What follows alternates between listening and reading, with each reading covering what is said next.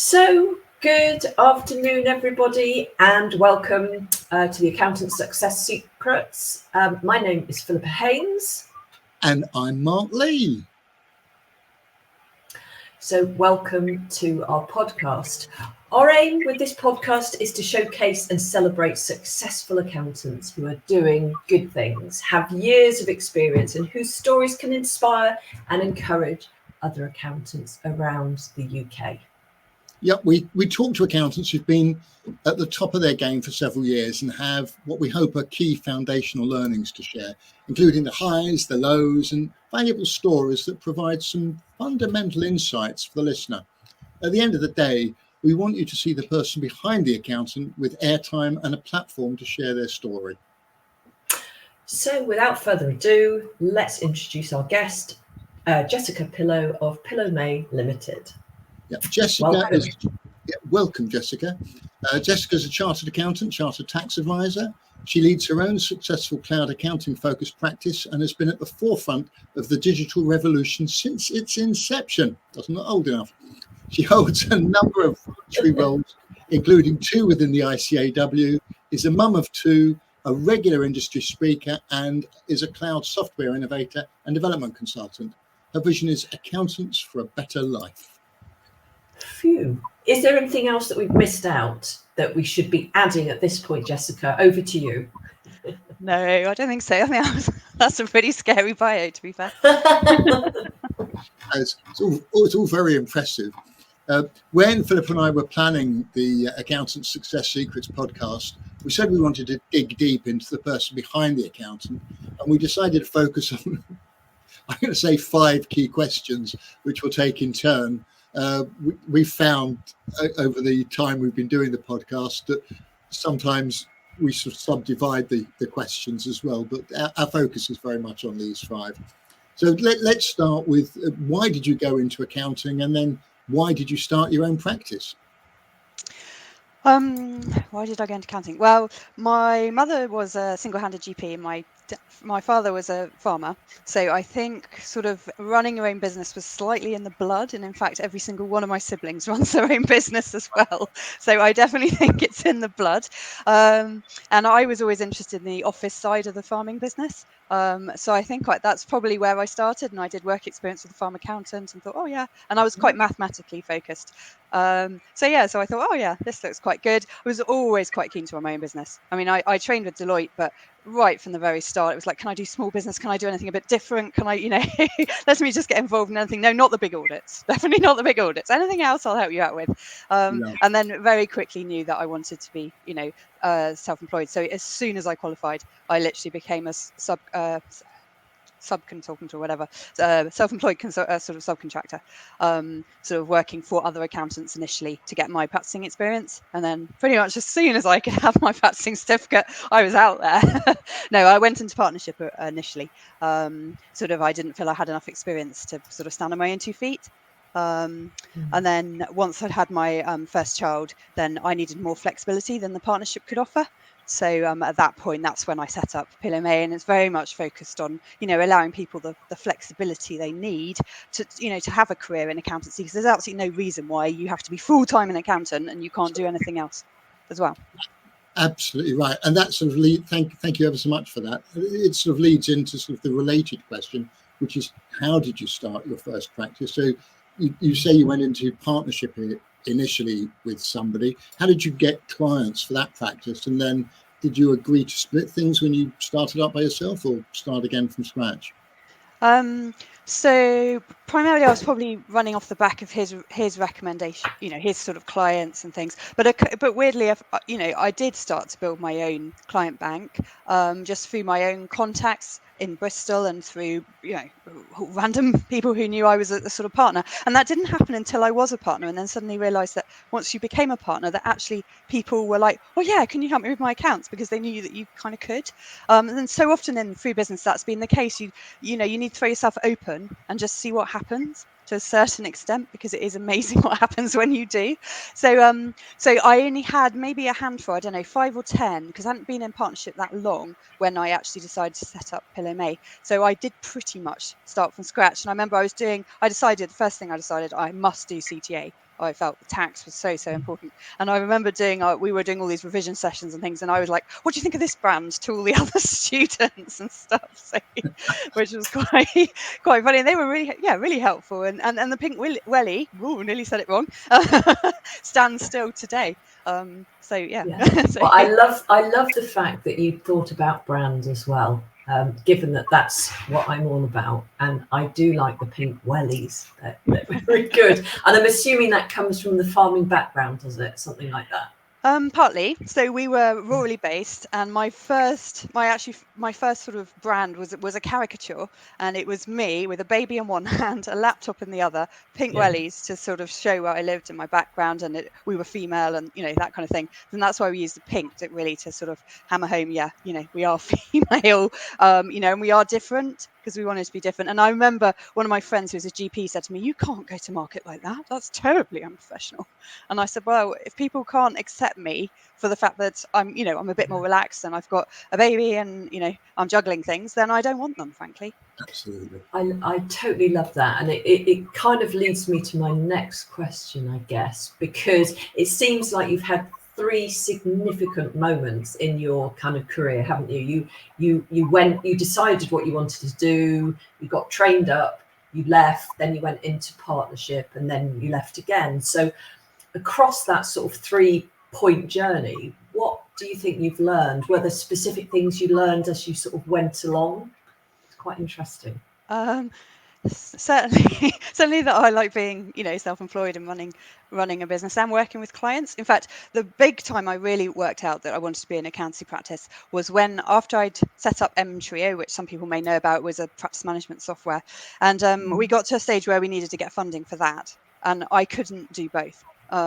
So I remember the mentor who was assigned to me for the funding said to me, well, which one's your real love? And very quickly I just went, no, Billy May, it's my clients, and it's that's who I am. And the software bit was interesting, but it was not my absolute what I really wanted to do.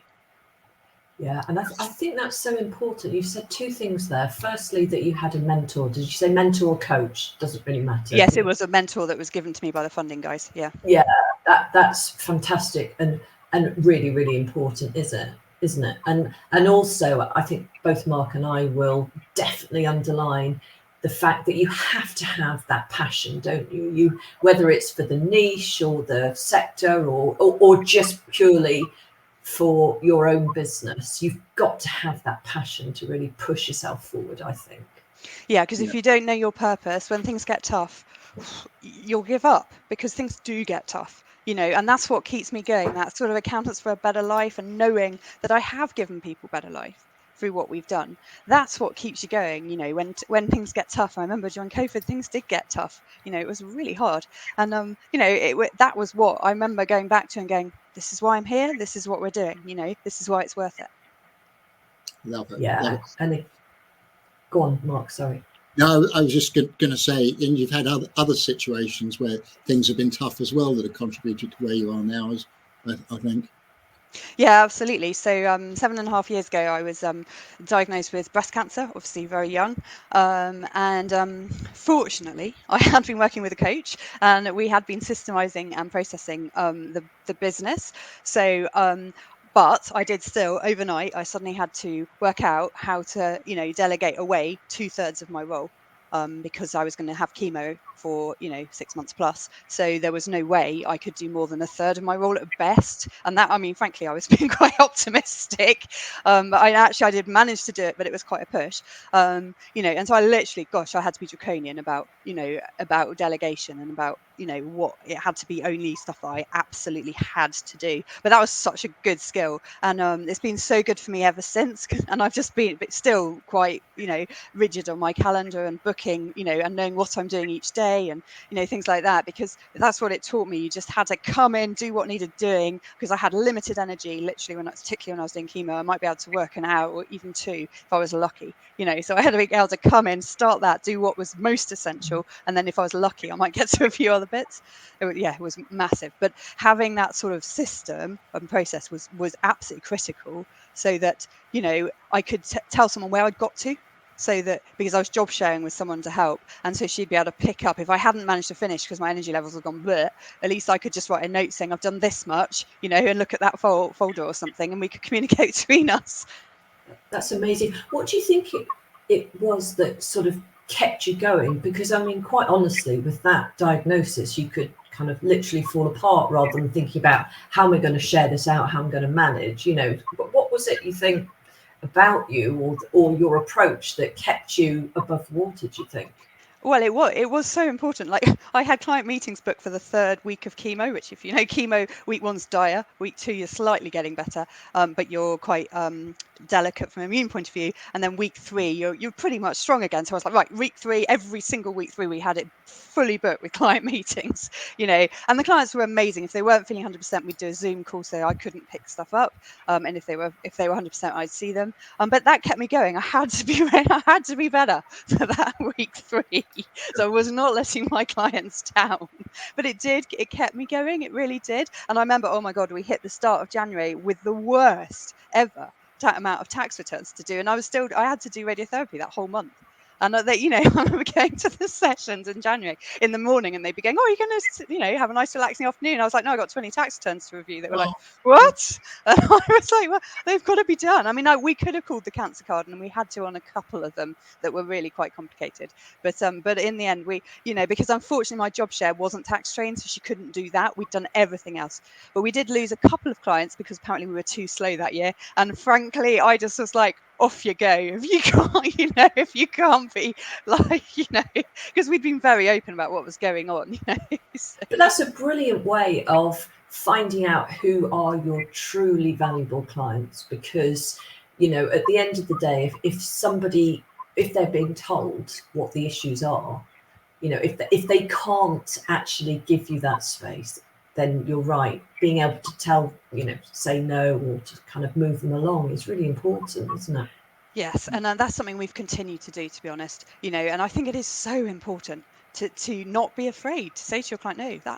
We have a red card system in in the business, and if they upset one of my team or whatever else, they go on a sort of warning, and I will call them out on it, because we're not there to be abused or anything else. We're doing our best, and sometimes it might not be as good as they want, but we will have done our best, and that's all we can do. You are so right in that. With a number of the clients, accountants that I mentor, it's a point that I sadly often have to make, that don't let clients drive you and what you need to do. You are running the practice, you're the expert. And let's be honest, if clients' tax returns are still outstanding in January, chances are it's not your fault, it's the clients not doing things when they should have done them earlier in the year. So I absolutely admire your approach there. Yes, although I do think sometimes accountants are we're a bit weak about this, because we've for a long time had booking slots for our clients. So we all know that there are from April till January to do your tax returns, but you can't do them all in January. So we've always put booking slots in so that we assign a deadline to a client earlier on. So we'll go, right, the ones that need to be done urgently before July. So we'll give them April, May, June. Well, April we don't get going. May, June, and July. And then if you can go further back, and then I know the ones who come in January, so that's fine. We'll just assign them January because they're the January ones. There's no point trying to change some of them. And that's what we tend to do. We just sort of assign it that way, and then we chase them to that deadline. So we'll write to them at the start of April and say, this is the deadline we've given you. Is that okay? And and then they say, yeah, that's fine. So then we're chasing them to that deadline, not to the 31st of January. And then if we do get disasters like me having breast cancer, we've actually got more months to effectively catch up if things go wrong. But on the whole, we really try and keep it so that doesn't happen. But these things do happen. So I'm totally with you. This idea of telling clients your deadlines rather than the statutory deadlines, focusing their attention on the deadlines that mean that you can provide the service that you've promised them. Such a valuable style and approach. And just going back to the breast cancer, is everything okay insofar as it can be now? As far as I know. Yeah, but I have to say, I've got such positive I've taken so much from that experience, and it makes me really be able to, know what's important now, that I'm almost grateful that it happened, because I've got so much from it, which I know sounds weird, but Yeah, I think a lot of people have said that actually. It certainly, it does a job to work out priorities, if nothing else. definitely. Yeah, very much so.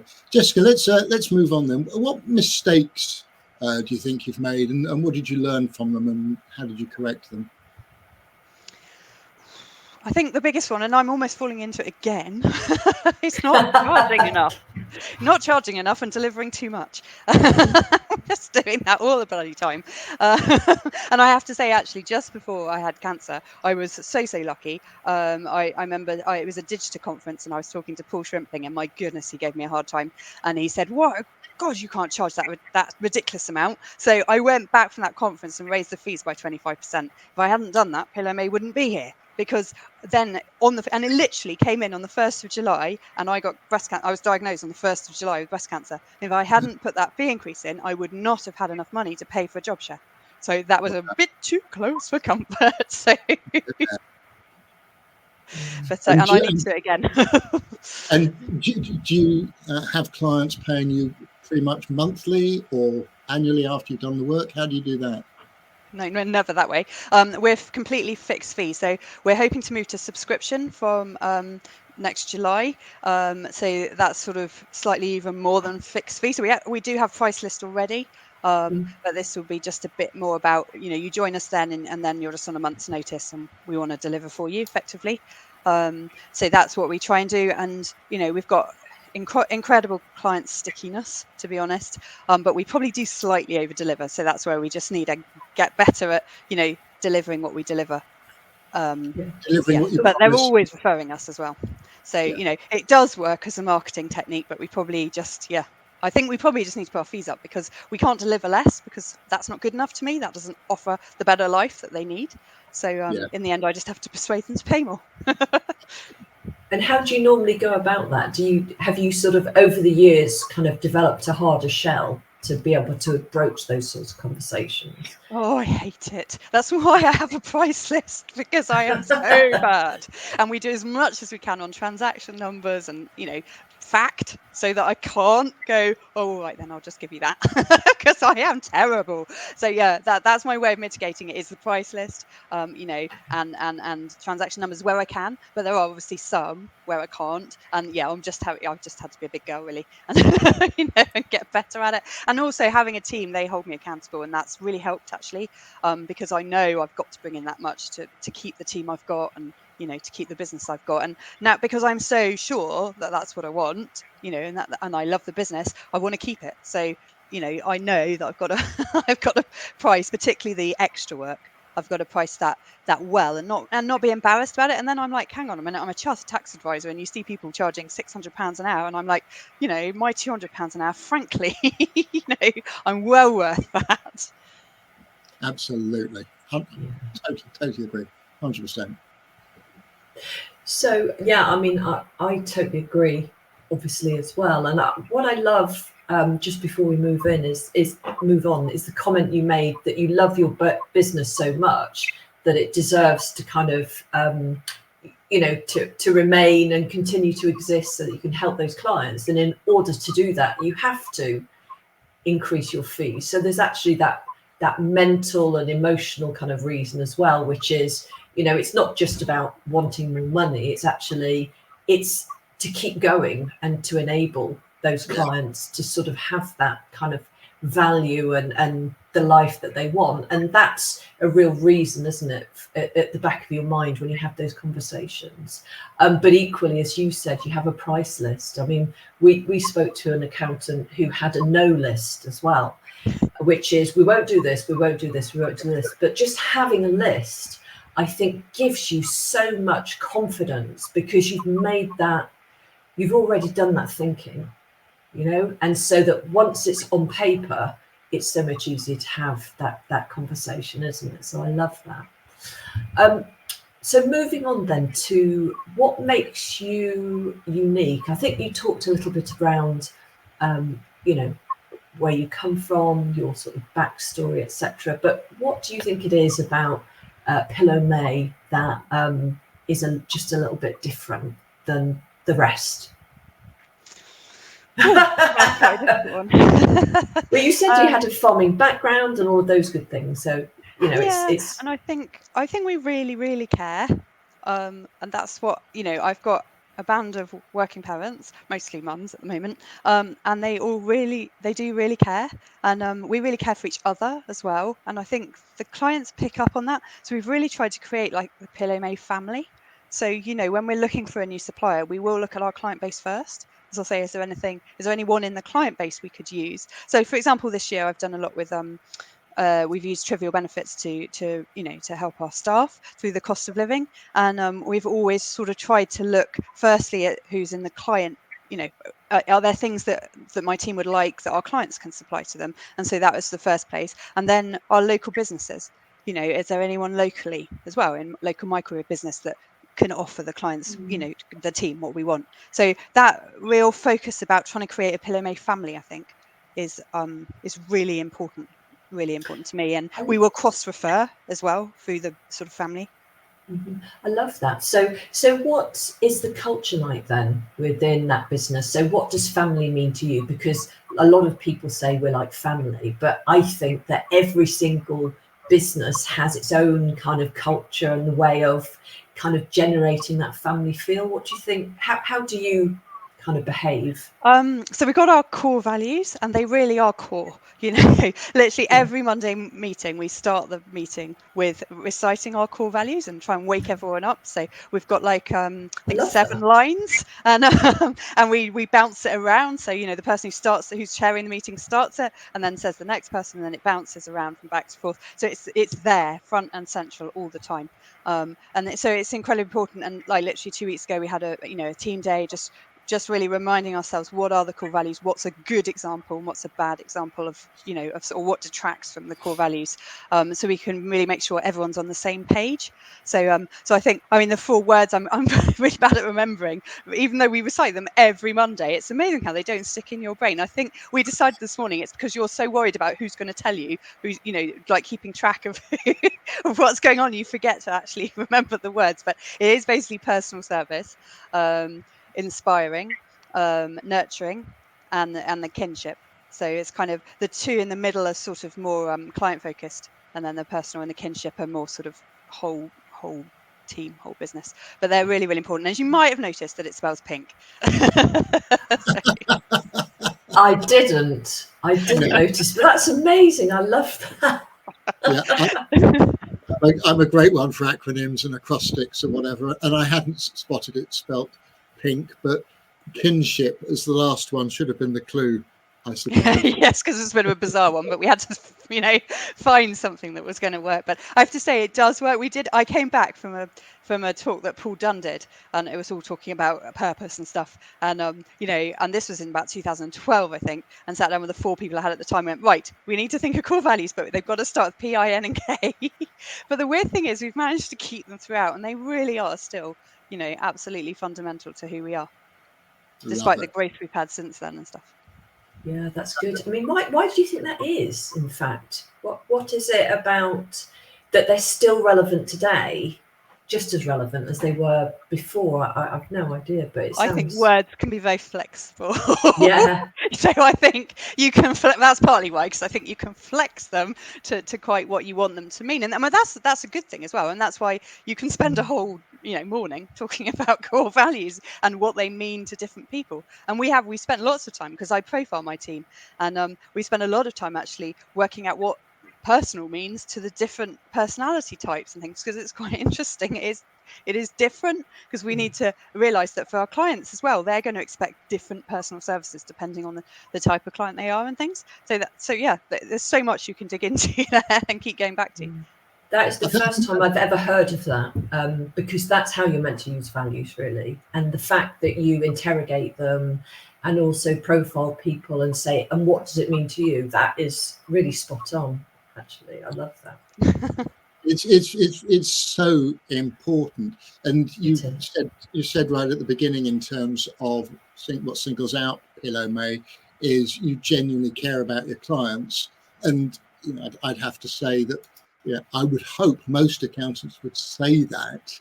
The key question, of course, is how do you do that? How is that evidenced? How do they see that? And how do you instill that across the team? And I think those core values you talked about really help evidence what you mean when you talk about caring, and caring for clients, caring for each other, caring for the team. And I suspect that's one of the secrets to your success. What would you say the others might be, Jessica? Definitely constantly listening. So I remember, quite early on, ignoring something that I heard from a client, just, just whatever, and that came back to bite me quite quickly. So really, when you get a slight hint of, something not being quite right, jumping on it, because if you've found out, it's a bit like an iceberg. There's likely going to be quite a bit underneath it. So that's definitely something I've learned, is to just keep listening and to really try and jump on things, when they come to your attention, whether that's a client service issue, a team issue, or wherever it is.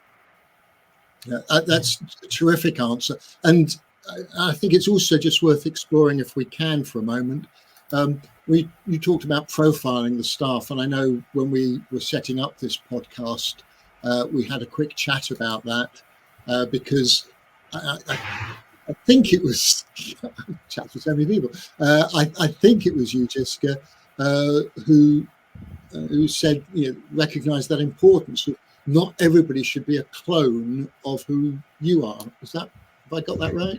God, yeah. Oh, well, the practice wouldn't work. Because I discovered, I didn't even know this when I had profiling done, that I'm not a detail person. I was like, what? I'm a chartered accountant. How can I not be a detail person? And then I realised that I can do the detail, but gosh, it uses huge amounts of my energy, and I get really grumpy when I'm doing all review work and stuff. And I hadn't realised why. And then it was so, I was like, oh, so obviously I need people, that can do that detail work and that are happy doing that detail work. And I remember, talking to, in fact, it's my account manager who's in New Zealand, and I said to her, God, surely you don't want to do stat accounts all day long. She went, oh, I love it. She went, well, I don't want to meet clients. You can go and meet the clients. I'll do all the stat accounts. I was like, yeah, deal. And we've been working together, I don't know, 8 years now. And it's about just matching those strengths. It's about, understanding what each person makes them tick. And it takes us a few attempts as we get new team members to really work out, which bits is where they want to be. So all my teams sort of are quite specialist workers, because it's either sort of the payroll bit they like, or or it's the personal tax, or it's the stat accounts, or it's talking to clients and and doing more of the finance management, as we call it. And it's just understanding people's strengths and not trying to make them do things that they really can't and don't want to do, because it's pointless, because they just actually can't. It's not that they don't want to, it's actually really that they just can't. And so therefore we need to find a different person who's got that skill and that strength. So so our job roles are quite sort of loose from that point of view, because I think it's about finding, the specific tasks that work to that person's strengths. And I must say that, I mean, that's brilliant as well, because in fact, it's one thing to do profiles, but then another thing to actually live with them and to use them. And again, not a lot of people go to that point, which is, so what does this mean and how do we behave as a result of that? That's amazing. I guess one of the questions I'd have is, if everybody's doing what they really do well, are there any gaps, and how do you kind of cover those gaps? So if we've got gaps, either if it's a big enough gap, we'll recruit, and then try. I tend to often recruit a bit early and then build the fee, to pay for it, because people are so hard to find. So if you find someone who you really feel is going to fit in that gap, then actually, you need to grab them while they're available. Otherwise, it's all going to go So that's what I tend to do, is grab them when I can see them. But there are always bits. Quite often, I'll say to someone, they can do it. It's not their love, but it's not terrible. And I'll say to them, look, do you mind doing this for the moment? I promise you, once we're big enough, you won't keep that. But for the moment, that you're the best person to effectively do that. So there's been, in fact, a really key one of that was payroll. So my personal tax manager has been doing payroll for 3 or 4 years, because we weren't big enough really to be able to recruit someone else, and whatever. But no, finally now, there was an opportunity where we probably could get a payroll manager, and a good person came on. So that was a really key clear place to go. And I was really happy to be able to say to my personal tax manager, finally I can take this off you, because I know it's not your real love. But she did do such a good job, and she was very dedicated. And actually, I think one thing I haven't mentioned is that a number of my team, so 4 of them, are actually minority shareholders. And I think that makes a difference too. So she is one of those. And so she understands that, in order to grow the business and things, we do have to make sacrifices and do some things that we don't love, to get there. Love it. That's brilliant. I mean, I guess that means that people take ownership, don't they? And I love this idea of, recruiting early. I think probably that's something that a lot of people don't think about, but that I think that's really, really important and also really interesting. I think we could talk for hours, couldn't we, Mark, here? Because I almost feel like we've only just scratched the surface, because there's quite a lot that you're doing, which I consider to be quite different. But sadly, we probably need to end it, which is very sad. But before we do that, tell everybody how they can get in touch with you or with your team. Just give us the details so that we've got that. I would say probably LinkedIn's probably the best place to find me, to be honest. So if you look up Jessica Pillow or our website, if you want to see what we're up to, that's quite a good representation, I think. Thank you ever so much for that, Jessica. And Philippa, how can listeners find out more about you and Insight 101? Well, LinkedIn again, it's amazing for that. But I've got a new website as well. So that's insight101.co.uk. And it's currently got snowflakes coming down for Christmas. So, sorry, I'm not meant to mention that, am I? But there we go. I mentioned the C word. Sorry, everybody. And Mark, how can we get in touch with you? Well, online everywhere. I'm Bookmark Lee, so my business card is a bookmark. You'll find me on LinkedIn, Mark Lee FCA, and my website, bookmarklee.co.uk, and there's links to the Soul Practice Club there as well. Brilliant. Well, that's it. We hope you enjoyed this Accountant Success Secrets with Jessica. It would be lovely to have you back, Jessica, actually, because we've learned so much and it feels like there's so much more to go. But we'd love to hear feedback from our audience, so please get in touch and we hope to see you next time. Indeed. Thanks so much again, Jessica. Thank you, Philippa. Yeah. Goodbye, everybody. Until next time on the Accountant Success Secrets podcast. Bye. Goodbye, everybody. Bye.